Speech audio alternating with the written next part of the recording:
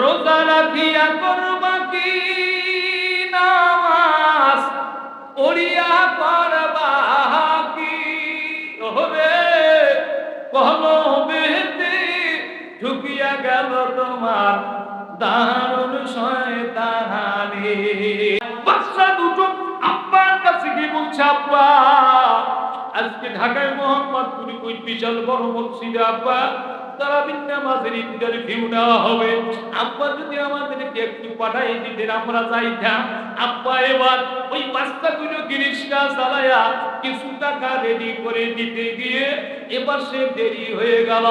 ভালো ভালো লোকের সন্তানেরা, ভালো ভালো মেধাবী ছাত্ররা সেখানে এসে পরীক্ষা দিল। বাবা শুক্রবারের দিনে নামাজ শেষ করার পরে ইন্টারভিউ হলো, আসরের নামাজের পরে এবার ফলাফলের ঘোষণা হয়ে যাবে। আজকে করে মসজিদের সভাপতি মুহাদ্দিস সাহেব, মসজিদের ইমাম সাহেব, তারা সবাই মিলে মসজিদের ভিতরে বসলো, দরজা বন্ধ করে দিল, জানলা বন্ধ করে দিয়া এসিটা ছাড়িয়ে দিয়া তারা এবার নির্বাচন করতেছে কোন বাচ্চাটাকে, কোন দুইজনকে তারা বিচ্ছন্ন নেওয়া যায়।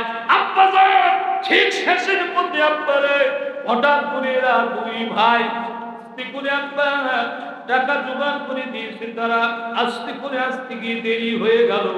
দুইটা ভাই এবার মসজিদের বারান্দায় যখন উঠলেন, উঠার পরে মসজিদের ওই জায়গার ভিতরে দাঁড়িয়ে দেখতেছে জানলা দরজা সব বন্ধ, কিন্তু বাইরে থেকে দেখা যায় ভেতরে মানুষ আছে। ও মদিনার মাটি রে,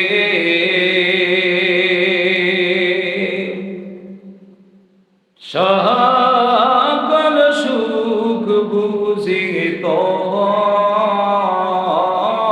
কপালে।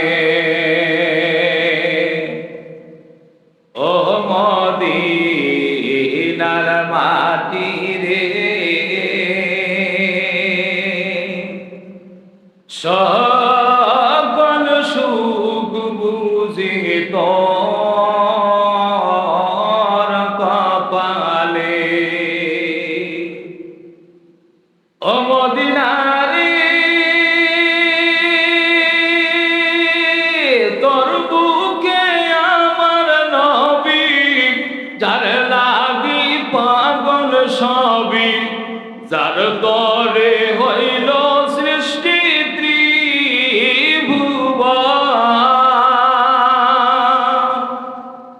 ও মদিনারে তোর বুকে আমার নবী, যার লাগি পাগল সবই, যার তরে হইল সৃষ্টি ত্রিভুবন। কাঁদি আমি সারাক্ষণে, কখন যাব সেখানে, কাঁদি আমি সারাক্ষণে, কখন যাব সেখানে, সহে না সহে না আর পরাণে। ও মদিনার মাটি রে, সকল সুখ বুঝি তোর কপালে। কথা বলেন ঠিক না বেঠিক? ও মদিনারে পাখি যদি হইতাম আমি, উড়ে উড়ে যাইতাম আমি, থাকতো না মনে কোনো যন্ত্রণা। ও মদিনারে পাখি যদি হইতাম আমি, উড়ে উড়ে যাইতাম আমি, থাকতো না মনে কোনো যন্ত্রণা। সাথে নাই পাকায় আমার, সাথে নাই টাকায় আমার, দেহে নাই পাকায় আমার, সাথে নাই টাকায় আমার কামনে কামনে যাব সেখানে ও মদিনার মাটি রে সকল সুখ বুঝে তোর কপালে ও মদিনার মাটি রে সকল সুখ বুঝি তোর কপালে জোরে বলেন মারহাবা। সম্মানিত বন্ধুগণ, আসুন যাই হোক, পশ্চিম খুঁটামানা মোমিনটুলি কেন্দ্রীয় জামে মসজিদ ও কবরস্থান উন্নয়ন কল্পে এখানে দুইটা করে বলেন একটু কয়টা? প্রথম বিষয় হলো আল্লাহর ঘর। কার ঘর? আর দ্বিতীয় নম্বরে হলো আমাদের নিজের ঘর। কার ঘর? তাহলে এক নম্বরে উন্নয়ন হবে আল্লাহর ঘর, দুই নম্বরে উন্নয়ন হবে আমাদের নিজের ঘর। এখন নিজের ঘর কোনটা? নিজের ঘর হলো চিরস্থায়ী আমরা যে কবরে থাকবো, এই কবরটাই হলো আমাদের নিজের ঘর। জোরে বলেন ঠিক না বেঠিক? তো যাই হোক, এই দুইটি বিষয় আল্লাহর ঘর এবং কবরস্থান উন্নয়ন কল্পে 11তম আজকের এই তাফসীরুল কোরআন মাহফিল। আজকের মাহফিলের সম্মানিত সভাপতি যিনি, আমরা সকলেই তেনাকে চিনি, জনাব মোহাম্মদ আব্দুর রউফুল সাহেব। আছেন কি উনি? সভাপতি সাহেব আছেন? আসতেছে। আজকের মাহফিলের সম্মানিত প্রধান অতিথি যিনি, আমরা সকলে তেনাকেও চিনি, জনাব মাওলানা ওবায়দুল্লাহ সালাফি সাহেব। এর পাশাপাশি আজকের মাহফিলের প্রধান উপদেষ্টা জনাব মোহাম্মদ মুখলিসুর রহমান মাস্টার। এর পাশাপাশি আজকের মাহফিলের সহ সভাপতি জনাব মোহাম্মদ উমর ফারুক মোনাব্বিরুল। এর পাশাপাশি আজকের মাহফিলের উদ্বোধক জনাব আলহাজ শামসুল হক কবির সাহেব। প্রধান পৃষ্ঠপোষক জনাব অধ্যক্ষ রকিবুল ইসলাম সাহেব। স্বাগত বক্তা, বরণ্য অতিথি, প্রধান সমন্বয়ক, শুভেচ্ছা বক্তা। পোস্টারে যাদের নাম আছে সবাই আমার সামনে যারা বসা দিনদার পরহেজগার মুত্তাকি ভাইয়েরা, পর্দার আড়ালে মা এবং বোনেরা, আমি আবারও সকলের সামনে আমার অন্তর থেকে সালাম জানাই। আসসালামু আলাইকুম ওয়া রাহমাতুল্লাহি ওয়া বারাকাতুহু। মোমিনটুলি খুঁটামারার মানুষ যারা এখানে বসে আছেন, আপনারা জীবিত না মৃত্যু? জোরে পান। ওয়াজ হয়েছে কবরস্থানের উপলক্ষে, কিন্তু আমরা জিন্দা মানুষ বসিয়েছি, মরা মানুষ না। অতএব জিন্দাও শুনুক, কবরে যা আছে তাও শুনুক, কিন্তু এখানে আছি যতক্ষণ জিন্দা মানুষের মতো আওয়াজ দিতে হবে ততক্ষণ। ধরে বলেন ঠিক না ঠিক? আপনারা আজকে এই মাহফিলে আসতে পেরে সকলে খুশি না বেজার? অল্প না বেশি? যদি থাকেন খুশি, মুখে নিয়ে হাসি, উঁচু করে কাল্লা একটাবার জোরে বলেন তো সুবহানাল্লাহ। আমার বন্ধুগণ আসেন, সব থেকে আর একটা বিষয় আমাকে খুব খারাপ লাগতেছে, সেটা হলো আজকের এই তাফসীরুল কোরআন মাহফিলের কমিটিতে যারা আছেন তারা খুব অত্যন্ত কষ্ট করে পরিশ্রম করে এই জান্নাতের বাগানটি সাজিয়েছেন। কিন্তু একটা বিষয় আমি দেখলাম, আব্বা জানে না, এখনো অনেক লোক রাস্তাঘাটে, দোকানে, বাজারে তারা অযথা গল্প গুজব করতেছে, সময় নষ্ট করতেছে। তার মানে এখন যদি তাদের নামে মৃত্যু ঘোষণা হয়, তারা কিন্তু বুঝতেছে না যে আমার কিছুক্ষণ পরে আজরাইল আসবে। একটা কথা হলো, আচ্ছা বলেন তো, এই পুরুষ প্যান্ডেলটা বানা হয়েছে পুরুষের জন্য, তাই না? যত পুরুষ আছে সব পুরুষ এখানে বসবে। পাশে যে মহিলা প্যান্ডেল বানানো হয়েছে সমস্ত মহিলাদের জন্য। বলেন তো কার জন্য? তাহলে পুরুষ প্যান্ডেলে বসলো পুরুষ, মহিলা প্যান্ডেলে বসলেন মহিলা।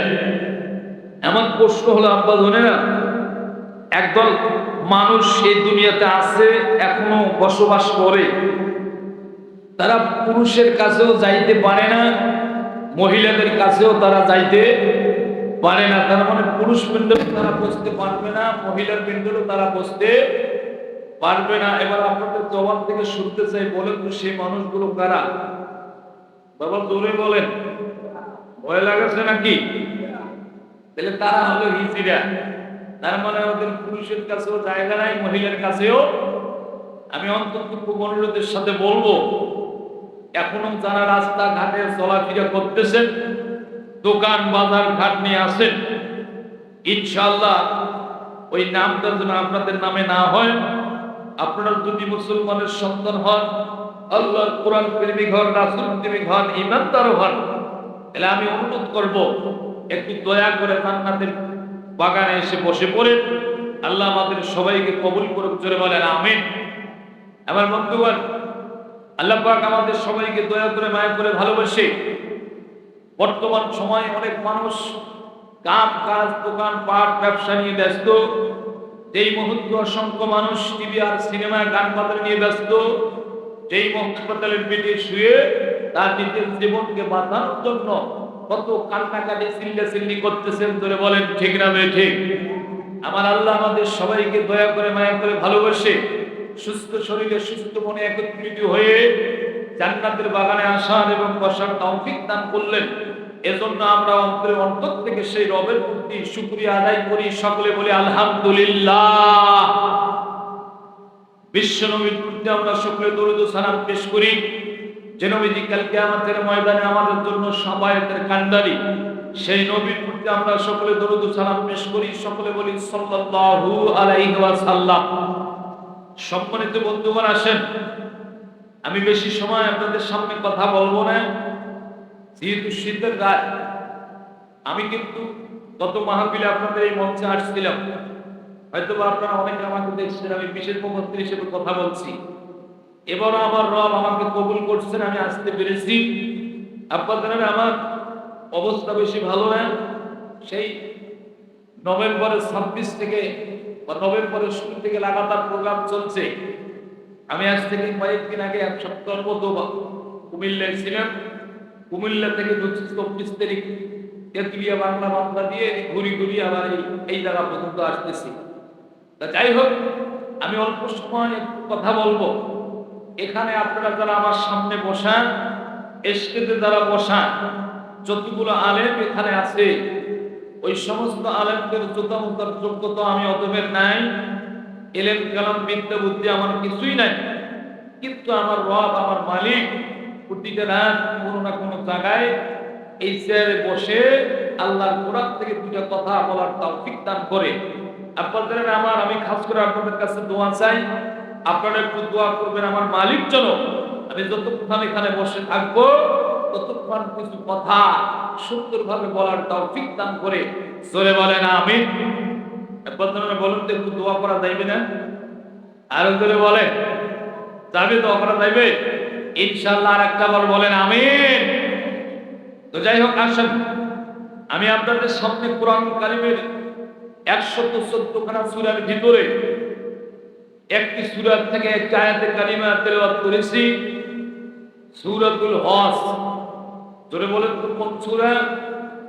সূরাতুল হজের 41 নম্বর আয়াতে কারিমা আমি তেলাওয়াত করেছি। আমার রব এই আয়াতের ভিতরে কি বললেন, এই আয়াতের ভিতরে কি মেসেজ দিলেন, সমস্ত গোটা পৃথিবীতে বান্দা বান্দীদের জন্য, মুসলমানের জন্য। আমার বন্ধুগণ, বলেন তো এই জমিনটা কার? কথা বলেন, জমিন কার? আসমানটা কার? এবার বলেন এই কোরআনটা কার? আমাদের এই জীবনটা দিয়েছেন, এটা কে দিয়েছেন? কিন্তু একটা জিনিস আজকে অবাক লাগে, সেটা বলতে হয়, না বললে সমস্যা। এই জমিন আল্লাহ, আসমান আল্লাহ, এই কোরআন আল্লাহ, কিন্তু সব থেকে দুঃখের বিষয় হলো আল্লাহর জমিনে আমরা মুসলমানেরা বসবাস করি, আল্লাহর দেওয়া সূর্যের তাপ ব্যবহার করি, আল্লাহর দেওয়া আমরা রিজিক খাই, আল্লাহর দেওয়া নিঃশ্বাস নেই বের করি, আল্লাহর সব আমরা ব্যবহার করি। কিন্তু আজকে বর্তমান সময়ে বাংলার জমিনে আল্লাহর কোরআন আছে, এই কোরআন শোনার প্রেমিক আছে, কোরআন শুনে মুসলমানও আছে, কিন্তু আল্লাহর কোরআনের হক কথাগুলো বলার মুসলমান আজও পর্যন্ত এখন পর্যন্ত নাই। চলে বলেন ঠিক না বেঠে? জমিন যার আইন চলবে তার, কোরআন যার আইন চলবে তার। কিন্তু দুঃখের বিষয় হলো আজকে আমাদের ভিতরে এক প্রকার মুসলমান আছে, ওরা মুনাফিক মার্কা মুসলমান। আমাদের ভিতরে এক প্রকার আলেম আছে, হলো আলেম নামের জালেম। এই জালেমেরা ক্ষমতার চেয়ারে ক্ষমতার লোভ পাওয়ার জন্য ওরা আবার বাতিলের সঙ্গে হাত মিলায় একত্রিত হয়েছে। ধরে বলেন ঠিক কিনা?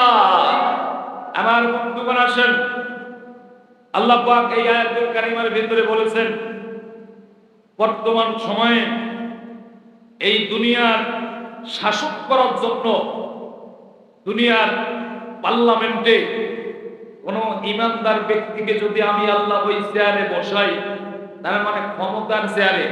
বলেন তো কোন চেয়ারে? আরো ধরে বলেন কোন চেয়ারে? আমার মালিক বলছে ওই ক্ষমতার চেয়ারে যদি আমি কোন মুমিনকে বসাই, তাহলে মুমিনদের সর্বপ্রথম কোন মুমিন যদি ওই ক্ষমতার চেয়ারে বসে, মুমিনেরা ওই চেয়ারে বসার সঙ্গে সঙ্গে মুমিনরা চারটা কর্মসূচি পালন করবে। বলেন তো কয়টা? বাবা আরো জোরে বলেন কয়টা? আমার সামনে থাকলে একটা আওয়াজ দিতে হবে। চোখ বুদ্ধি ওয়াজ করবো, আপনারা শুনবেন, এরপরে সুবহানাল্লাহ আলহামদুলিল্লাহ নাউজুবিল্লাহ কিছুই নেই। ওই অবস্থায় শেষ হলে ওয়াজের কিছুই বোঝা যাবে না। তবে আমি বেশি ওয়াজ করবো না, কারণ সামনে আমার আর একটা কাজ আছে। এটা কিছুক্ষণ গেলে আপনারা বুঝতে পাইবেন। কি কন? হ্যাঁ, আপনারা জানেন তো, হোক যা আছে কপালে হইবে আছে, চিন্তার কোনো কারণ নাই। এক বক্তা চোখ মুক্তি কানো হাত দিয়া এক কানে 2 ঘন্টা। বাবা কেউ উঠবেন না, দয়া করে আমি অনুরোধ করব। আমি যতক্ষণ স্টেজে থাকবো আমার মাহফিলে আইসা যাইবে, কিন্তু দেওয়া যাইবে না। এ কথাটা ভালো করে মনে রাখবেন। যদি কারো সমস্যা হয় সিবি ওই থাকেন আর একটু। অনেকে গানের প্যান্ডেল গেলে বাপ দেখবেন এবার সে প্রস্তাবের চাপ দিচ্ছে, ওটা খেয়ালই নাই, খুব মনোযোগ ওই পাশে, খালি মনোযোগ করে টাকাও দিয়েছে। কি কর? আবার এক গানের প্যান্ডেলে দেখলেন এক মেয়ের গলার টাকার মালা বানিয়া টাকার মালা পড়ে গেছে। ধরে কোন ঠিক না বেঠে? বাংলাদেশের যুবক ওইটা খুব চায়।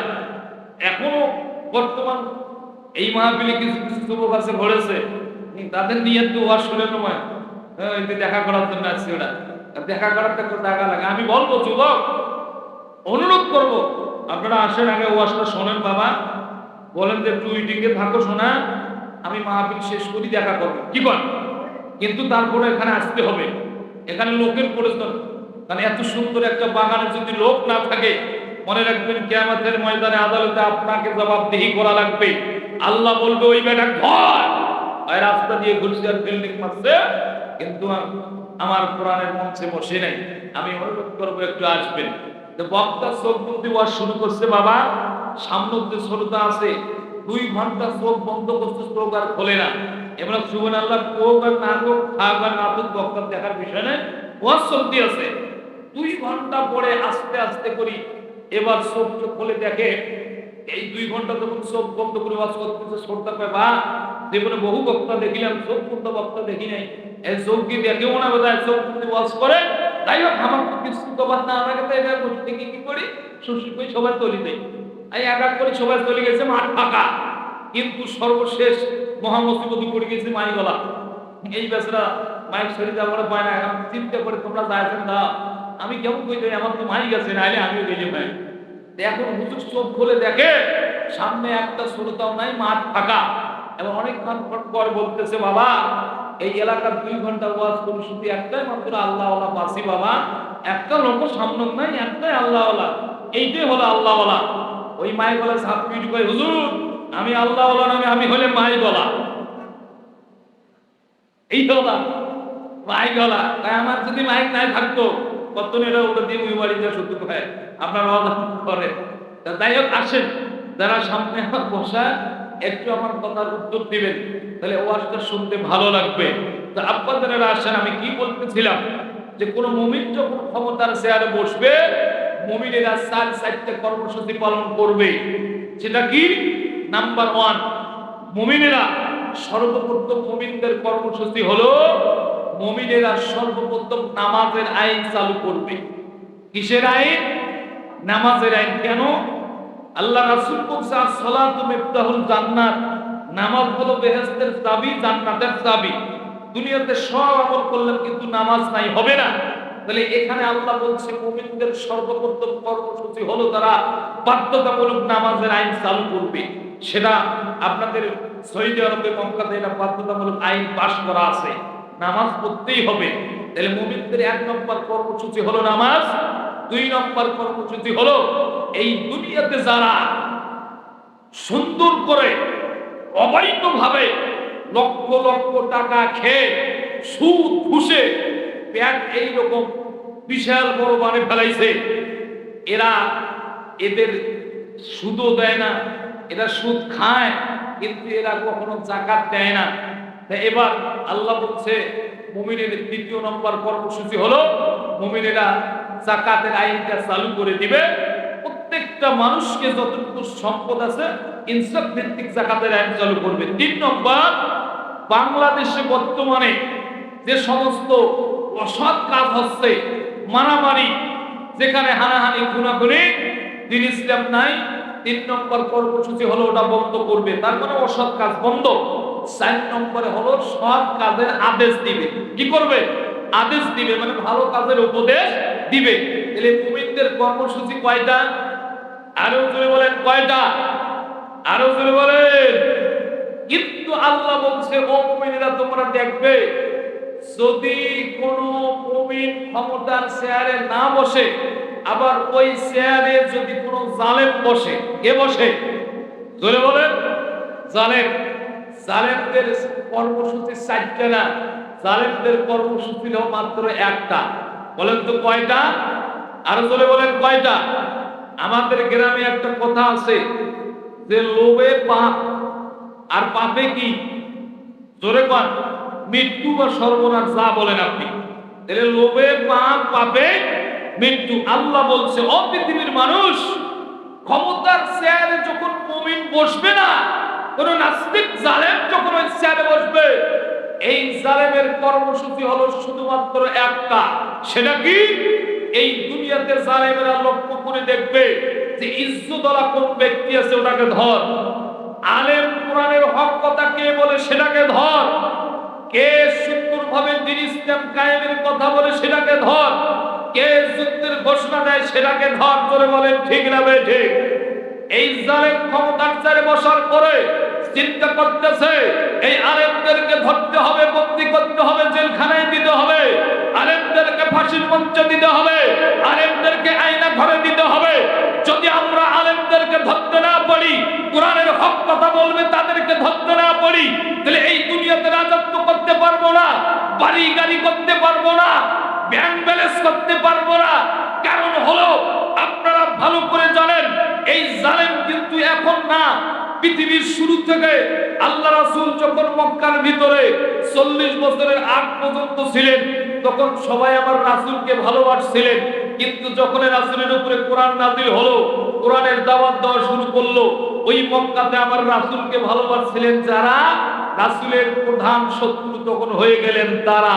আমার বক্তব্য আসেন, বর্তমান সময়ে একটা জিনিস লক্ষ্য করবেন, এই জালেমেরা ক্ষমতার চেয়ারে থাকার কারণে বাংলার জমিনে অসংখ্য আলেমকে ফাঁসি দিল, বাংলার জমিনে অসংখ্য আলেমকে আয়না ঘরে দিল।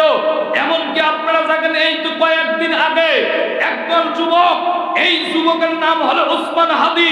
এই ওসমান হাদি নামক যুবক ছেলেটা দল মত নির্বিশেষে আল্লাহর কোরআনের কথা বলতে গিয়ে, দ্বীন ইসলামের কথা বলতে গিয়ে মিছিলের সামনে দাঁড়িয়ে তার শরীরে তাজা রক্ত, এটা অন্য কেউ নেয় নাই। এইরকম কুলাঙ্গার জালেমেরাই ওসমান হাদিকে বাংলা থেকে বিদায় করে দিয়েছে। জোরে বলেন ঠিক না বেঠে? এই জালেম শাসকেরা যতক্ষণ পর্যন্ত বাংলার জমিনে থাকবে, ততক্ষণ পর্যন্ত তাদের চিন্তা চেতনা হলো কোরআনের হক কথা বলা না, ততক্ষণ পর্যন্ত তাদের চিন্তা চেতনা হলো এই দুনিয়াতে বড় বড় বাড়ি গাড়ি করতে হবে। আপনারা ইতিপূর্বে শুনেছেন ওসমান হাদি নামক ছেলেটি শহীদ হওয়ার পরে পরে বাংলাদেশে আমাদের আরেকজন নেতা ঢুকে গেল। এই নেতা ঢুকার পর কি আর কারবার রে মা, মাথা পাগল হয়ে গেল, কোন নেতা কোনে আসছে।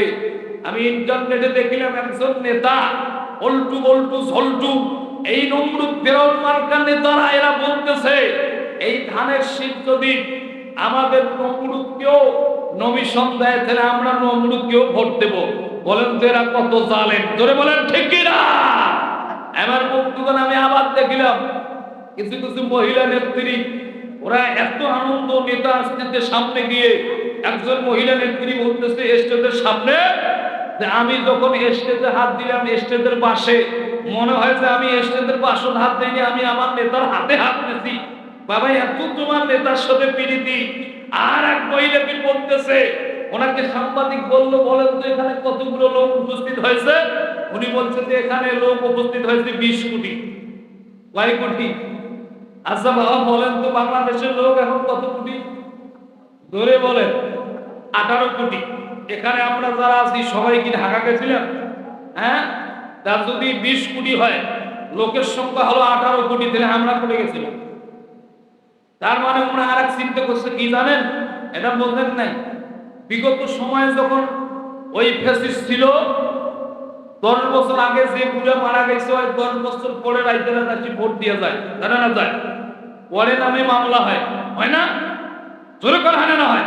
কারণ আমরা শুধু দুনিয়ার উপরে হিসাব করে নেই, আমরা ওদেরও হিসাব করছে। এখন এমরাও চিন্তা করছে আমাদের প্রথম ফ্যাসিস্টরা যেভাবে গেছে আমাকে ওইভাবে সিস্টেম করে লাগবে। আর এমরাও ভবিষ্যতে চিন্তা করছে যে 18 কোটি লোক, এই 18 কোটি লোক আছে দুনিয়ার উপর, আর বাকি যে 2 কোটি, এরা 2 কোটি আছে কপর। তার মানে দুনিয়ার উপর 18 কোটি এটাও আছে, কপরের 2 কোটি সেটাও আছে। তার মানে আমরা এটা সহ হিসাব করলাম। এমনও তো হতে পারে ভোটের সময় ওই 2 কোটি যদি আমাদের রাতারাতি এসে ভোট দেয়, আমরা চেয়ার দখল করব। জোরে বলেন ঠিক না বেবে? এবার বক্তব্য আসেন। যাই হোক, এবার আলোচনার দিকে চলে যাব। তাহলে যদি কোনো জানেন ক্ষমতার চেয়ারে বসে জালেমদের 1 নম্বর কর্মসূচি হলো ভালো মানুষদেরকে ধরো। সূরাতুন নমলের 34 নম্বর আয়াতে বলা হয়েছে যখন কোন জালেম ক্ষমতার চেয়ারে বসবে, কোরআনের হক কথা বলা ব্যক্তিগুলোকে ধরবে, তাদেরকে মারবে, তাদেরকে জেলে দিবে, তাদেরকে ফাঁসি দিবে, তাদেরকে আয়না ঘরে দিবে। কিন্তু তারা এই দুনিয়ার চেয়ার ছাড়ি দিতে রাজি না। কিন্তু আসেন, একটা কথা হলো লোভে পাপ, পাপে মৃত্যু। বেশি লাফালাফি করিও না, বেশি ঝাপাঝাপি করিও না। পূর্বের থেকে তুমি একটু লক্ষ্য করো, ইতিহাসের দিকে তাকাও। তোমার থেকে বড় নেতা ছিল ফিরাউন, সেও টেকতে পারে নাই। তোমার থেকে বড় নেতা ছিল আবু জেহেল, সেও টেকতে পারে নাই। তোমার থেকে বড় নেতা ছিল নমরুদ, সেও টেকতে পারে নাই। বিগত সময়ে 16 বছর যারা অন্যায় ভাবে দখল করলো তারাও পারলো না।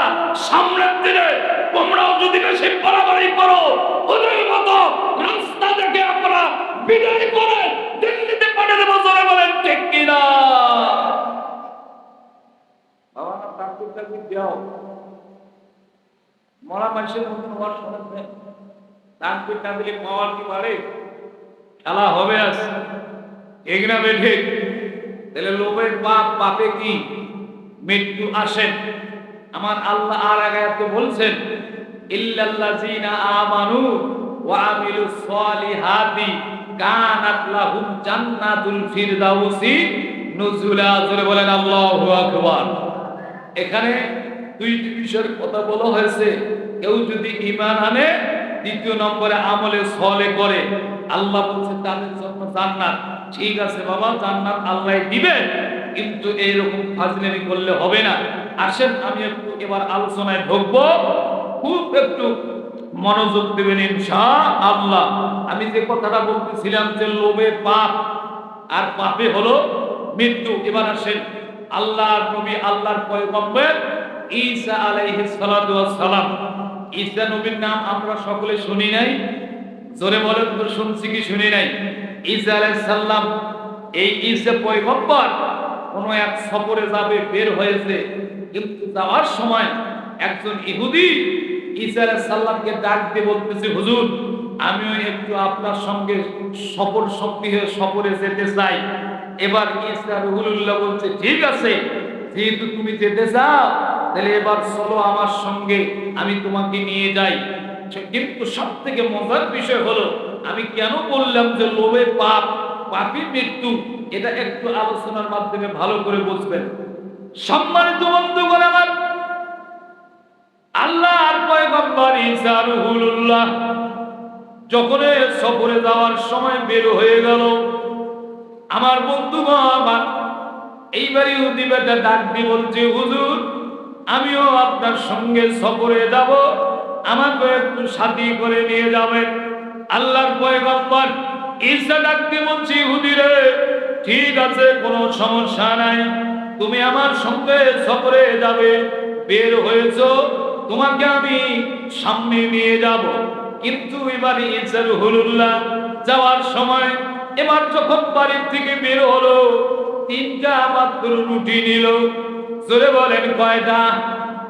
জোরে গান, জোর হলো না, হয় নাই, আরো জোরে।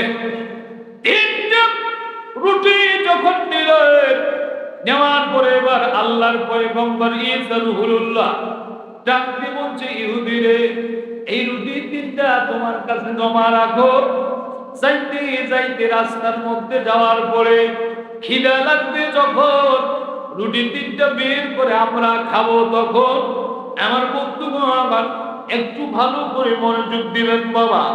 লোভে পাপ আর পাপে মৃত্যু, বেশি লোভ করা যাবে না আব্বা। এই দুনিয়াতে যারা বেশি লোভ করেছে, আল্লাহ তাদেরকে বিভিন্ন বিভিন্ন সিস্টেম দিয়ে বিদায় করেছে। কাউকে নীলনদে চুবিয়ে চুবিয়ে মেরেছে, কাউকে ন্যাংরা মশা ঢুকি দিয়ে মেরেছে, কাউকে ছোট্ট ছোট্ট বাচ্চা নিয়ে শহীদ করেছে। আমার আব্বা জানেরা, এবার আল্লাহর পয়গম্বর ঈসা রুহুল্লাহ ইহুদি সব দুইজনে যখন রাস্তায় বের হলেন, তিনটা মাত্র রুটি, রুটি তিনটা এবার ইহুদির কাছে জমা আছে। যাইতে যাইতে হঠাৎ করে রাস্তার মধ্যে যাওয়ার পরে ক্ষুধা লেগে গেল। আল্লাহর পয়গম্বর ঈসা রুহুল্লাহ ডাক দিয়ে বলতেছে, ইহুদি বের করো, বের করো, এখন আমাদের ক্ষুধা লেগে গেছে, তোমার কাছে যে আমি রুটি তিনটা জমা দিয়েছিলাম, সেই রুটিটা এখন বের করো, সেই রুটি আমরা এখন খাবো। আমার বন্ধুগণ, এবার ইহুদি যখন রুটি তিনখানা বের করলেন, করার পরে দুইজনে দুইখানা রুটি খাইলেন। আল্লাহর পয়গম্বর একটা খাইলেন, আবার ইহুদি একটা খাইলেন। বন্ধুগণ আমার, তিনটা রুটির মধ্যে যদি দুইটা চলে যায়, বলেন তো আর কয়টা আছে? জোরে বলেন। একটা রুটি আল্লাহর পয়গম্বর ঈসা রুহুল্লাহ এবার ইহুদির হাতে জমা দেওয়ার পরে একটু সামনে গেলেন, একটু আড়ালে গেলেন। একটু আড়ালে যাওয়ার পরে আল্লাহর পয়গম্বর যখন আবার ইহুদির কাছে ফিরে আসলে, আসার পর এবার বলতেছি, ইহুদি রে, আমি যে তোমার কাছে একখানা রুটি দিয়ে গেলাম, রুটিটা কোথায় গেল? সেকেন্ডের ভিতরে তৎক্ষণাৎ ওই বেটা ইহুদি সামান্য মাত্র একটা রুটির লোভ সামলাইতে পারলো না। ঈসা রুহুল্লাহ যখন একটু চোখের আড়াল হলো, সামনে গেল, বেটা ইহুদি এবার রুটিটা আস্তে করে তার প্যাকেটের ভিতরে অন্যভাবে নিল। আর বলতেছি, হুজুর আমি তো জানি না, হুজুর রুটিটা কোন জায়গায় গেল আমার জানা নাই, আমি জানি না, আমি এই রুটিটা নেই নাই। আব্বা জানেরা বলেন তো, ওই ইহুদি ছাড়া আর কি কেউ রুটিটা নিলেন?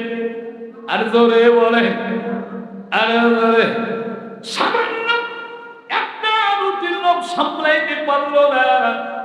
এবার আল্লাহর পয়গম্বর ভালো করে জানলো, ইহুদি বেটা রুটিটা নিয়ে রাখলেন, সামান্য একটা রুটির লোভ সামলাইতে পারে না। আল্লাহর পয়গম্বর ডাক দিয়ে বলছে, ইহুদি রে, চলো চলো, এবার আর একটু সামনে যাব। যাইতে যাইতে আবার যখন খিদা লাগলে, কিন্তু এবার খাবে কি? আল্লাহর পয়গম্বর মনে মনে নিয়ত করেছিল, ওই রুটিটা আমরা দুইজনে খাইতাম, কিন্তু রুটি তো বেটা লুকায় রাখছে দেয় না। আল্লাহ পয়গম্বর ঈসা রুহুল্লাহ এবারে ডাক দিয়ে বলছি ইহুদি রে, দেখো দেখো দেখো দেখো ইহুদি, আমি যে একজন আল্লাহর নবী, আমার আল্লাহ আমাকে এমন মুজিজা দিয়েছে, আমাকে এমন পাওয়ার দিয়েছে, আমি যে নবী এটা তুমি দেখো বিশ্বাস করো, আর আল্লাহ যে আমাকে এটা দিল এটা তুমি দেখে দেখে বিশ্বাস করো। আল্লাহ পয়গম্বর ঈসা রুহুল্লাহ ওই জায়গার ভিতরে ডাক দিয়ে বলছে বেটা ইহুদি রে, এই জায়গার ভিতরে তুমি এবার বসে থাকো। আল্লাহর পয়গম্বর ঈসা যখন সামনে গেল, যাওয়ার পরে বিশাল বড় একটা বন সেখানে আছে। আব্বাজার আমার সেই বনের ভিতরে হরিণগুলো চলাফেরা করতেছে। এবার আল্লাহর পয়গম্বর সেখান থেকে ডাক দিয়ে আল্লাহর হুকুমে বলতেছে হরিণ রে, ও বনের হরিণ, তুমি আল্লাহর হুকুমে আমার কথা মতো এখন আমার সামনে এসে হাজির হয়ে যাও। তোরে কোন সুবহানাল্লাহ। আব্বাজার আমার বলেন সুবহানাল্লাহ। এই দুনিয়াতে আমার আল্লাহ যতগুলো রাসূল পাঠিয়ে দিয়েছে, প্রত্যেকটা রাসূলকে কোনো না কোনো মুজিজা দিয়েছে। বলেন তো দিছে কি দেয় নাই? আল্লাহ বলছো রাসূল আপনি দুনিয়াতে যাওয়ার পরে আমার বান্দা বান্দীদেরকে মুজিজা দেখাও, ইহুদি নাসারা বৌদ্ধদেরকে মুজিজা দেখাও, তারা যেন দেখে দেখে ইসলাম গ্রহণ করে, তারা যেন আমার কোরআনের কথা বলে, তারা যেন তোমাকে নবী হিসাবে মেনে নেয়। আমার বন্ধুগণ, আল্লাহর পয়গম্বর ঈসা রুহুল্লাহ হরিণকে যখন লক্ষ্য করে তার সামনে রাখলেন, হরিণ এবার সামনে এসে হাজির হয়ে গেল। আল্লাহর পয়গম্বর ঈসা রুহুল্লাহ ডাক দিয়ে বলছে হরিণ রে, তুমি আল্লাহর হুকুমে তুমি এবার প্রস্তুত হয়ে রান্না হয়ে আমাদের সামনে চলে এসো, আমরা বড় ক্ষুধার্ত, আমরা খাবো। এবার ঈসা রুহুল্লাহ এই কথা বলার সঙ্গে সঙ্গে এবার হরিণ হঠাৎ করে আল্লাহর হুকুম মতো পাক হয়ে গেল গোস্ত। পাক হওয়ার পরে গোস্ত সামনে এসে হাজির হয়ে গেল। হাজির হওয়ার পরে এই দৃশ্য যখন বেটা ইহুদি বসে বসে দেখতেছে, এবার আমার দেখে আর অবাক হয়ে গেল, হয়তো এটা কিভাবে সম্ভব, এটা কথার সাথে সাথে কিভাবে গোস্ত গুনাহ হয়ে গেল। আল্লাহর পয়গম্বর বলছে ইহুদি বেটা নেও নেও গোস্তটা পান করো। এবার যখন পান করলে করার পর বলতেছে তুমি গোস্ত খাওয়ার পর যে হাড্ডিগুলো আছে, হাড্ডিগুলো অন্য কোথাও ফেলাই দেওয়া যাবে না, এক জায়গাতে তুমি রাখো, পালা করো, আমি আবার একটা মুজিজা দেখাই দেই। ইহুদি বেটা যখন হাড্ডিগুলো সামনে নিয়ে পালা করলে, এবার ঈসা রুহুল্লাহ ডাক দিয়ে বলতেছে ও হাড্ডিগুলো যাও যাও, আল্লাহর হুকুমে আবার একটা জীবিত হরিণ হয়ে তুমি বনের দিকে চলে যাও। জোরে বলেন সুবহানাল্লাহ।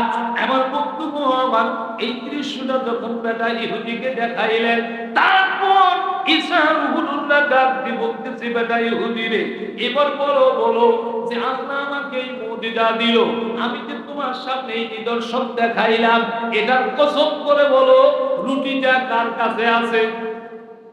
বেটা ইহুদি বলছে না হুজুর, রুটি আমার কাছে নাই। আপনি যতই আমার মুজিজা দেখেন লাভ হবে না, যতই আপনি যা কিছু করেন হবে না।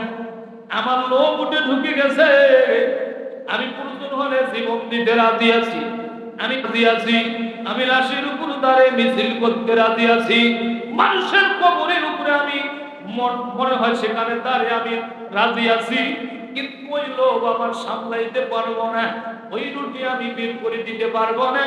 না না আমি রুটিটা নেই নাই। আব্বা জানেরা বলেন তো ওই রুটিটা ইহুদির কাছে আছে না নাই? জোরে গান। তুমি নামাজ পড়িয়া করবা কি রোজা রাখিয়া করবা কি, ওরে কলবেতে ঢুকিয়া গেল তোমার দারুণ শয়তানি। কথা বলেন ঠিক রে? কলবেতে ঢুকিয়া গেল তোমার দারুণ শয়তানি, অসরিয়া তুমি হয়েছো হাসি, মনটা যে তোমার দারুণ বাজি, সাধারা ধান এক মনে বেশি। ঠিক রে? করিয়া তুমি হয়েছো হাজি, মনটা যে তোমার দারুণ পাজি, সাধারা ধান এক মনে বেশি।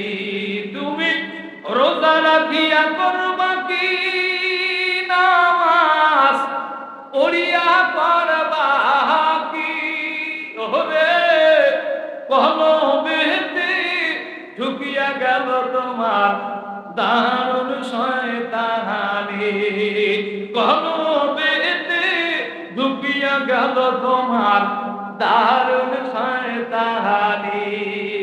গায়ে জুব্বা মাথায় টুপি, ক্ষতি করো মানুষের চুপি চুপি, মনের ভেতর তোমার দারুণ শয়তানি। ঠিক না বেঠে? তোরে কম চলবে না, না চলবে? গায়ে জুব্বা মাথায় টুপি, ক্ষতি করো মানুষের চুপি চুপি, মনের ভেতর তোমার দারুণ শয়তানি।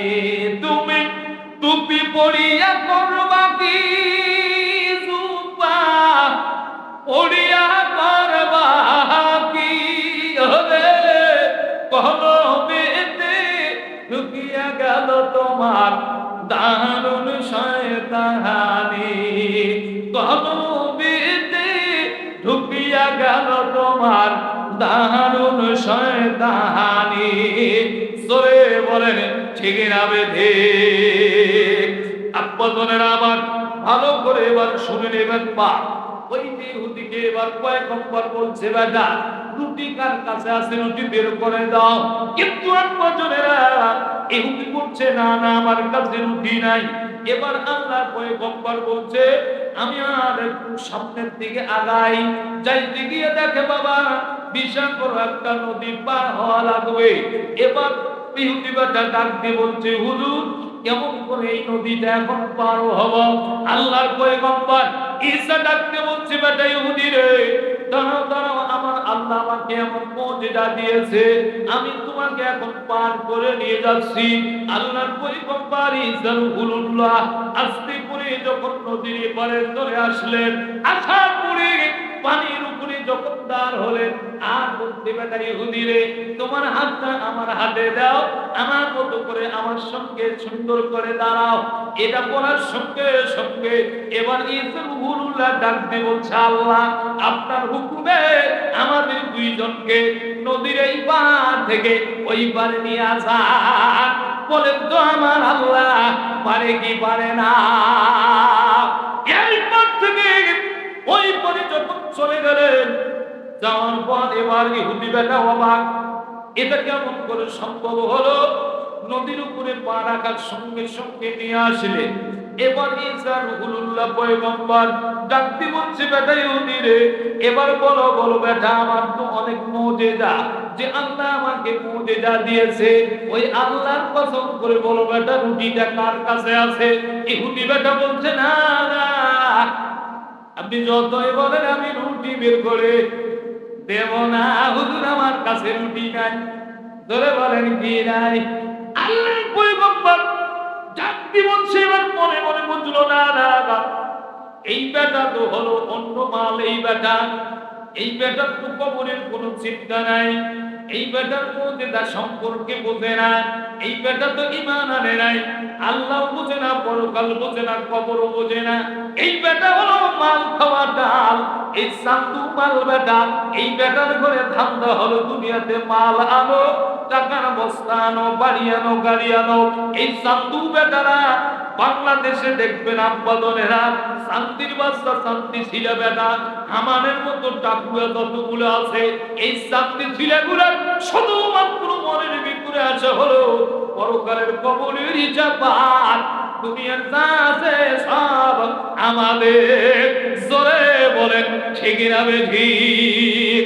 সামনের দিনে আপনার একদম বলেছিল আমরা 41 পর্যন্ত আছি। আব্বা জাহাবার আমাদের দিল বলেছেন, মরহুম দিল বলেছেন সাইদি সাহেব, উনি একটা সুন্দর কথা বলেছিলেন, বেশি লাফায়ও না, তোমার গাছের গোড়া ধরে যখন একটা ছাড়ি মারবে 41 কেন তুমি দিল্লি মামুন বাড়ি যাইতে দিশা পাবে না। ধরে বলেন ঠিক না ঠিক? আপনাদের ঈসা রাসূলুল্লাহ দেখতে পাইলেন এই বেটা তো হলো ধনের পাগল, এই বেটা দিয়ে কোনোভাবে কাজ হবে না। ঈসা রাসূলুল্লাহ এক জায়গায় বসলেন 2 জন সহ, বসার পরে এবার সুন্দর করে ঈসা রাসূলুল্লাহ একটা বালু সামনে নিলে এতগুলো বালু নিয়ে পালা করলেন। করার কোন বলছেন আল্লাহ এই বালুগুলোকে আপনি স্বর্ণে পরিণত করে দেন। ঈসা রাসূলুল্লাহ বালুগুলো হাতে নিয়ে যখন বলল স্বর্ণে পরিণত করে দিয়া দেন, আব্বা জান আমার সঙ্গে সঙ্গে স্বর্ণে পরিণত হয়ে গেল, অনেকগুলো স্বর্ণ হয়ে গেল। ঈসা রাসূলুল্লাহ এবার ওই স্বর্ণগুলো বাবা আস্তে আস্তে করে 3টা ভাগ করলেন। জোরে বলেন কয়টা? আরে জোরে। 3টা যখন ভাগ করলেন আব্বা জান আমার লক্ষ্য করে দেখবেন বাবা এখন যারা লাফালাফি করতেছে, এখন যারা মাতাল হয়ে গেলে পাগল হয়ে গেল, তাদের অন্য কোনো চিন্তা নাই, দুনিয়া যাবার থাকোটার চিন্তা নাই, আলেমরা থাকার মরুক চিন্তা নাই, আলেমদেরকে ফাঁসি দেব চিন্তা নাই, আলেমদেরকে আয়না করে ঢুকক চিন্তা নাই। তাদের চিন্তা হলো দুনিয়া মুক্তি দেয় যাক, ভাগটা যেন আমি পাই। ধরে বলেন ঠিক না বেঠে? আল্লাহর পয়গম্বর ঈসা রাসূলুল্লাহ আস্তে করে যখন 3টা ভাগ করলেন, ভাগ করার পরে 1 নম্বর ভাগটা বলে দিলেন, বেটা ইহুদি রে 1 নম্বর ভাগটা হলো তোমার, 2 নম্বর ভাগটা হলো আমার, আর 3 নম্বর ভাগটা আছে রে বেটা, যেই বেটা রুটি চুরি করেছে, যার কাছে রুটি আছে, 3 নম্বর ভাগটা হলো তার। এবার বেটা ইহুদি বলছে হুজুর চিন্তার কারণ নাই হুজুর, আর রুটির চিন্তা আপনার করতে হবে না, আর রুটির টেনশন করতে হবে না, যেহেতু ওই 2 নম্বর 3 নম্বর স্বর্ণের ভাগটা যদি আমার দিয়া দেন তাহলে রুটি এবার আমার কাছে আছে, আমি বের করে দেওয়া। তাহলে 1 নম্বর ভাগ ওখানে থাকলো, 2 নম্বর ভাগ বেটা তোমার, 3 নম্বর ভাগ দাও তোমার। এবার দেখে প্রথমে যখন আসলে এতগুলো নিদর্শন দেখাইল, ওই বেটা সামনে ছিল কোনোটাও মনে হইল না, একটাবারও বোঝানোর চিন্তা করলো না। আর যখন ভাগের কথা বললো তখন বলে হুজুর চিন্তার কারণ নাই, যদি স্বর্ণের ওই ভাগটা আমাকে দেন আর রুটিটাও আমার আছে আছে। আব্বা বলেন আবার লক্ষ্য করে দেখবেন আপনারে বাংলার জমিনে আজকে ওসমান হাদি নামক ছেলেটাকে জালেমের বাচ্চারা গুলি করে মারলো। আহারে, এটা নিয়ে কারো কোনো শোক নাই, এটা নিয়ে কারো কোনো কথা নাই, এটা নিয়ে কেউ আলোচনা করতেছে না। কিন্তু একজন নেতা ঢুকার সঙ্গে সঙ্গে ওরা মাতাল হয়ে গেল, ভাগ নিয়ে মাতালদের অবস্থা খারাপ হয়ে গেল। বাবা আবার লক্ষ্য করে দেখিলাম, আপনারা শুনেছেন ইতিপূর্বে নেতা সাহেব ঘোষণা দিয়েছে ও দেশের জনগণ চিন্তা করার কারণ নাই। আমি যখন দেশে আসছি তখন প্রত্যেকটা ফ্যামিলিতে ফ্যামিলি কার্ড বানিয়ে দেব। জোরে কোন কি কার্ড? আরো জোরে বলেন। ওই ফ্যামিলি কার্ডের আশায় কত নারী দেখলাম বাবা রাস্তার 2 পাশে দাঁড়াইছে ঝগড়া, এক জায়গা দেয় না, এক ছেলে ভাই দেয় আমার বেটা শহীদ হয়েছে, আমার নেতা আসছে, আমার দাঁড়ের দেশি না। আরেকজন নেত্রী আসছে, বিরোধী করছে আপনি কে? আমি নেতার প্রধান, আমি সভাপতি। ওই সভাপতি সামনে দাসিয়া একটা পাড়া বলা আছে, বেটা সাত তুমি দেখো না আমি সভাপতি আসছি। ওই পাশের দলের মহিলা নেত্রী ওটাও থানে সিনে দাও, ওটা ধাপিয়ে শিখায় নেতা দেখছেন আমার ফিরায় টাকা না দে। একদিন বলছে তুই যদি টাকা না দে যার টাকা নাই। বলেন তো এইরকম কাণ্ড কারবার হয়েছে কি হয় না? এবার অবশ্যই লক্ষ্য করবেন বাবা, আমি ওই জায়গার ভিতরে ওই রুটির কথাটা আমি কিছুক্ষণ পরে বলবো। বাবা বিশাল একটা সুন্দর আলোচনা, ভালো আলোচনা। এবার যে ভাতটা করলো রুটিটা কোথায় গেল? কিন্তু আব্বা জানে না। তার আগে আমি বলতে চাই বাবুরে, এখানে তারা বসে আছেন বাবা, বলেন তো আমরা সকলে মৃত্যুবরণ করবো কি করবো না? কি করবো না? আজরাইল আমার কাছে আসবে কি আসবে না? আব্বা জানে না। এখানে তারা বসে আছেন আব্বা, যদি আপনি এই কোরআনকে ভালোবাসেন, আমার আল্লাহ বলছে দুনিয়ার মানুষেরা তোমরা যদি এক নম্বরে ঈমান আনো, দ্বিতীয় নম্বরে আমলে সলে করো, কানাত লাহুম জান্নাতুল ফিরদাউসি নুজুলা, আমি আল্লাহ তোমাদের মাফ করে দিয়া জান্নাতে দেব। তোরে বলেন সুবহানাল্লাহ। আব্বা তোরে মানা এখানে যারা বসে আছেন বাপ, কোরআনকে যদি ভালোবাসেন আব্বা, আল্লাহর ঘরকে যদি ভালোবাসেন, নবীর ঘরকে যদি ভালোবাসেন আব্বা, এই দুনিয়া একদিন থাকবে না, এই কোরআন একদিন থাকবে বাপ, এই দুনিয়া একদিন থাকবে না, আল্লাহর ঘর একদিন থাকবে, দুনিয়া একদিন থাকবে না আব্বা, নবীর ঘর একদিন থাকবে। জোরে বলেন থাকবে কি থাকবে না? আব্বা ধরে আমার এই জন্য যারা এখানে বসে আছেন বাবুরে, একটুখানি মননের কথা চিন্তা করতে হবে। আব্বা ধরে আমার এখানে আমলের সলের কথা বলে হয়েছে, আমলের সলের মধ্যে নেক আমল। আব্বা আমি প্রায় প্রতিদিন আলোচনা করতেছি, সেখান থেকে আমি 5 মিনিটে সুন্দর করে একটা ঘটনা বলবো। আব্বা দেখেন যদি কোন আল্লাহর বান্দা নিজের সন্তানকে এবং নিজে যদি কোরআন পড়ে সন্তানকে হাফেজ বানায়, সন্তানকে যদি আলেম বানায়, আল্লাহ বলছেন মানুষ মারা যাওয়ার পরে 3টা জিনিস জারি থাকবে। জোরে বলেন কয়টা? কথা বলেন। বাবা উঠেছেন কেন? তোমার কি হল? টাকা এলাই সামনা যখন সামো আপনি হইবে না। অনেকে বুঝিং পাইছে হুজুর মাল চাইবে, জান না ভাবরে, একটু অপেক্ষা করে। আল্লাহ বলছে 3টা জিনিস তোমার জারি থাকবে।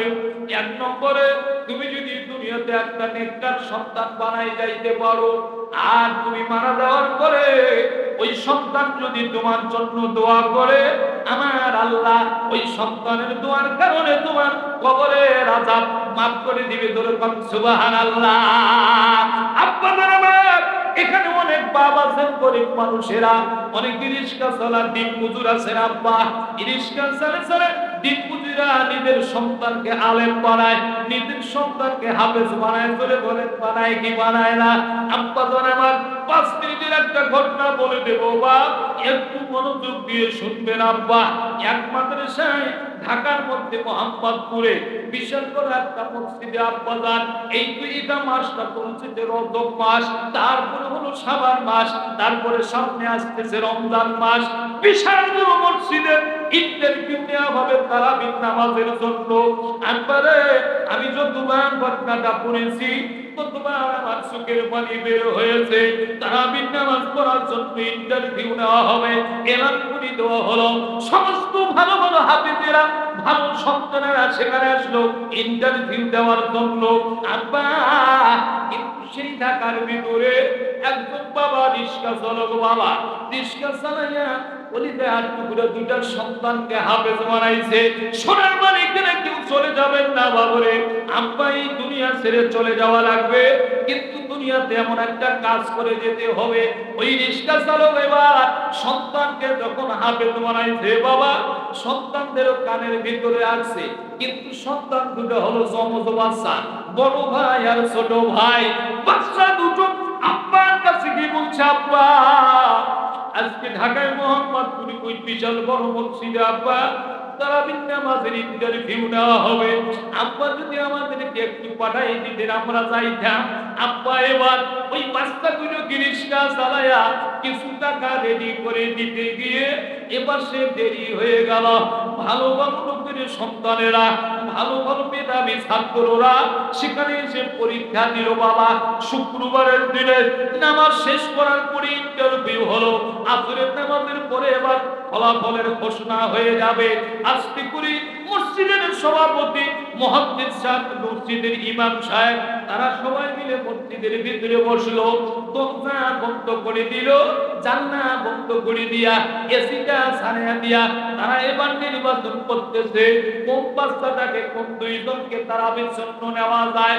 আব্বা যায় ঠিক শেষের মধ্যে আব্বারে হঠাৎ করে এরা 2 ভাই আস্তে করে আব্বা টাকা জোগাড় করে দিয়েছে, তারা আস্তে করে আসতে গিয়ে দেরি হয়ে গেল। 2টা ভাই এবার মসজিদের বারান্দায় যখন উঠলেন, উঠার পরে মসজিদের ওই জায়গার ভিতরে দাঁড়িয়ে দেখতেছে জানলা দরজা সব বন্ধ, কিন্তু বাইরে থেকে দেখা যায় ভেতরে মানুষ আছে।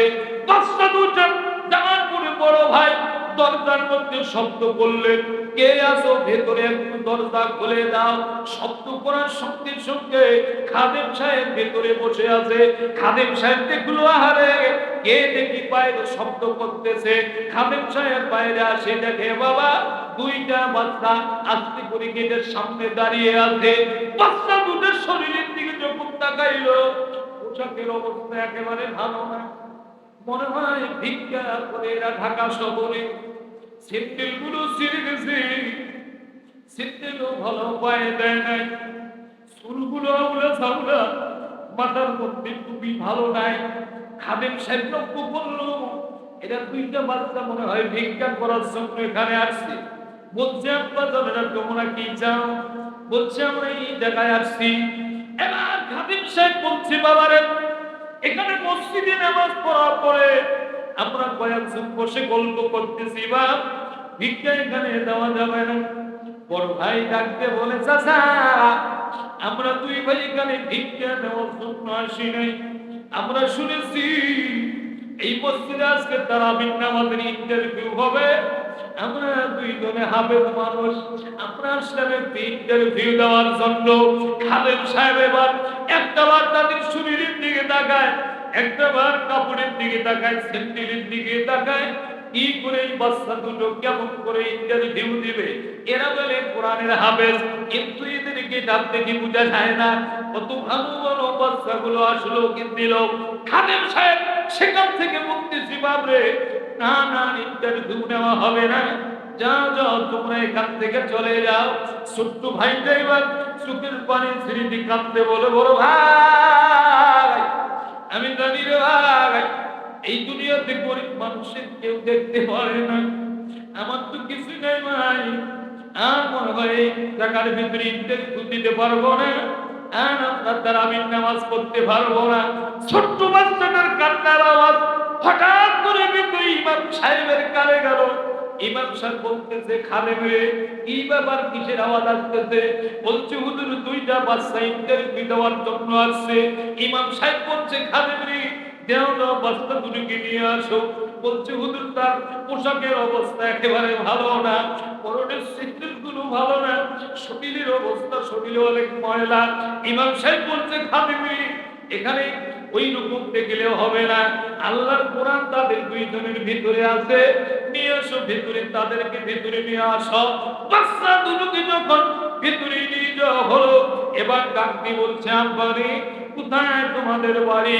দুইজন বাচ্চা কান্না করে বলে হুজুর কুড়িগ্রামে আমার বাড়ি, আমরা দুইজনেই ঢাকার ভিতরে থাকি, এখান থেকে পড়াশোনা করি, আমরা শুনছি আজকে তারাবির নামাজের ইন্টারভিউ, আজকে আমরা ইন্টারভিউ দেওয়ার জন্য আসলাম। এবার হুজুর ডাকতে বলছে আব্বাদনেরা তোমরা কতদিনে দুই ভাই হাফেজ হয়েছো? দুই ভাই এবার বলছি হুজুর আমরা 11 মাসের ভিতরে আল্লাহর কোরআনের হাফেজ হয়েছি। ধরে বলেন সুবহানাল্লাহ। এইরকম গরিব মানুষের অনেক সন্তান মেধাবী, জোরে বলেন আছে না নাই? ইমাম সাহেবের কথাটা শুনে দাগ লেগে গেল, দেখি দেখি কেমন কোরআনের হাফেজ 11 মাসে হয়েছে। আব্বা জানান আমি সংক্ষিপ্ত তাড়াতাড়ি শেষ করবো, বা বলেন তো আপনারা কি বিরক্ত হইলেন, রাগ হইলেন? আরেকটু চলবে কি চলবে না? আব্বা জানান ওই সময় হুজুর ডাকতে বলছে বাবারে কি করে তোমরা 11 মাসে হাফেজ হয়েছো? তোমরা একটু পড়াগুলো আমাকে শোনাও তো দেখি। ছোট্ট বাচ্চার সাহস নিয়ে বলছে হুজুর আমরা পড়লে তো আর আপনারা নেবেন না, আপনারা প্রশ্ন করেন, আমরা যেখান থেকে প্রশ্ন করবেন সেখান থেকে উত্তর দিয়ে আমরা পড়বো। এটা দেখার পরে ইমাম সাহেবের মনের ভিতরে সাহস আসলো, বা এত ছোট্ট বাচ্চা কিভাবে কথা বলতে পারে। এবার ইমাম সাহেব ছোট্ট বাচ্চাকে ডাক দিয়ে বলছে বাবা সর্বপ্রথম তুমি কোরআন তেলাওয়াত করো, দেখি যদি ভালো লাগে তাহলে আমি আবার প্রশ্ন করব। ছোট্ট ভাইটা যখন আল্লাহর কোরআন পড়া শুরু করে দিলেন বাবা, সেই মসজিদের ভিতরে সেই জায়গার টিনো সাহেব উপস্থিত ছিলেন। ওই টিনো 1 বছর হয় নাই, এই তো সামনে হজ করে হজ শেষ করে আসছে। এবার ছোট্ট বাচ্চাটা যখন আল্লাহর কোরআন পড়া শুরু করে দিল বাবারে, এমন সুন্দর করে কোরআন করতেছে। এবার ওই জায়গার ভিতরে তারা বসা সবার চোখের পানিগুলো টপ টপ করে পড়তেছে। এবার সার ডাকতে বলতেছে, কে রে, কোন বাপের কোন মায়ের সন্তান তোমরা? এই তো আমি কয়েকদিন আগে এই কোরআনের সুর আমি মক্কা মদিনাতে শুনে আসছি রে। এই সুর যত আমার কানে আসতেছে রে, আমার ভেতরের ময়লাগুলো কাটতেছে। ইমাম বলতেছে ইমাম সাহেবকে, আর একটু সময় দেন, বাচ্চারা তেলাওয়াত করো। একবার তেলাওয়াত করতে গিয়া এবার ফয়সালা হয়ে গেল, বা এই দুইটা বাচ্চা এখানে তারাবির নামাজ পড়াবে। এই দুইটা বাচ্চাকে নেওয়া হলো। সঙ্গে সঙ্গে ইমাম সাহেব হুজুর পোশাক পরিবর্তন করার জন্য টাকা দিলেন। তারা বাজারে গিয়ে পোশাক আনলেন, জুতা আনলেন, সব কমপ্লিট করলেন। কিন্তু সব থেকে মজার বিষয় হলো ওই তো তারাবির নামাজ যখন ওরা শুরু করে এত সুন্দর করে কোরআন তেলাওয়াত করে, রাস্তা দিয়ে কোনো মানুষ যখন হেঁটে যায়, মানুষটা যায় না তারে কোরআনটা শোনে। অনেক হিন্দু মহিলা হিন্দু মানুষ তারা দাঁড়ে দাঁড়ে কোরআনটা শোনে। আব্বা তারা আবার এইভাবে যাইতে যাইতে, কিন্তু দুঃখের বিষয় হলো বাপ, ওই ছেলে দুইটার বাপ হলো রিক্সা চালক। জোরে বলেন কি চালক? রিক্সা চালক বাবাটা বস্তা দুটোতে মসজিদে নামাজ পড়ায়, হাজার হাজার মানুষ তাদের পিছনে নামাজ পড়ে। রিক্সা চালক বাবা এবার মসজিদের বারান্দায় দাঁড়ায় না, আর একটাতে বারান্দা আছে, সেই বারান্দায় প্রতিটা দিন আসিয়া দাঁড়ায় নামাজ পড়ে, কোরআন তেলাওয়াত শোনে, অসুরে চোখের পানি ছেড়ে দিয়ে কান্না করে। প্রত্যেকটা দিন যখন নামাজ শেষ হওয়ার আগে আগে পা রিক্সা নিয়ে আবার চলে যায়, পরিচয় দেয় না যে আমার ছেলে দুইজন এখানে নামাজ পড়ায়। বাপ বলছে, আমি যদি এখন পরিচয় নেই, মানুষেরা আমাকে ঘৃণা করবে, আমার সন্তান দুটোকে ছোট বানাবে, আমার সন্তান দুটোকে মুখে মুখে বলবে তোমার রিক্সা চালক বাবা। চাইতে চাইতে 17 রমাদান যখন আসলো বাবা, 17 রমাদানে সেখানে মসজিদে অনেকক্ষণ ধরে নামাজ হয়, অনেকগুলো মানুষ সেখানে চলে আসছে। 17 রমাদানে আপনারা সেই জায়গার ভেতরে এই যুবক ছেলে দুটো বাচ্চা দুটো যখন কোরআন তেলাওয়াত করতেছে, নামাজ তারাবি যখন শেষ হয়ে গেল, ওই রিক্সা চালক বাবাটা ওই দিন বারান্দায় দাঁড়িয়ে নামাজ শেষ করে বসেছিল, যায় নাই। নামাজ যখন শেষ হয়ে গেল আব্বা, হাজার হাজার মানুষ ছোট্ট বাচ্চাদের কাছে আসতেছে, আদর করে চুমা দিচ্ছে, আর সবাই বলতেছে তিনটা কোরআনকে চুমা দাও রে, চুমা দাও। এই বাচ্চা দুটো এত কোরআন তেলাওয়াত করতেছে, মজায় লাগতেছে। আব্বা রিক্সা চালক বাবা দূর থেকে কিছু থেকে এই দৃশ্যটা যখন দেখতেছে, আরে আমার আদরের ছেলে দুটোকে সবাই ঘরে ঘরে চুমা দিচ্ছে। আব্বা খুশি এবং আনন্দে কেঁদে ফেললেন আব্বা। এত জোরে করে একটা চিল্লাতে মসজিদের বারান্দায় পড়ে গেল, কান্না করতেছে। এমন অবস্থায় ছোট্ট বাচ্চা দুটো যখন শুনলো আব্বার কণ্ঠ, বাইরে ওটা কেউ নেই, আমার আব্বা কান্না করতেছে। ছোট্ট বাচ্চা দুটো মসজিদের ভিতর দিকে পাগলের মতো একটা দৌড় দিয়ে ওই রিক্সা চালক বাবা গলাটা ধরিয়ে ধরে বলে, আব্বা কেন তুমি এখানে বসে কান্না করতেছো? আব্বা মসজিদের ইমাম সাহেব কুটিরা বলছে, বেটা কোথায় তুমি যাচ্ছ? ওই রিক্সা চালক কি হয়? ছোট্ট ভাই দুটো দাঁড়িয়ে বলতেছে, হুজুর আপনাকে অনুরোধ করে বলে, হুজুর আমার আব্বারে খারাপ কথা বলিয়েন না, এটা রিক্সা চালক না, রিক্সা চালাই ঠিক আছে, কিন্তু এই রিক্সা চালক পুরোটাই হলো আমার আদরের বাবা। ঠিক ওই সময় ইমাম সাহেব যখন শুনলো, এই বেটা এই ইমাম সাহেব যখন শুনলো রিক্সা চালকের ছেলে, ভিতরে নিয়ে গিয়ে বললো,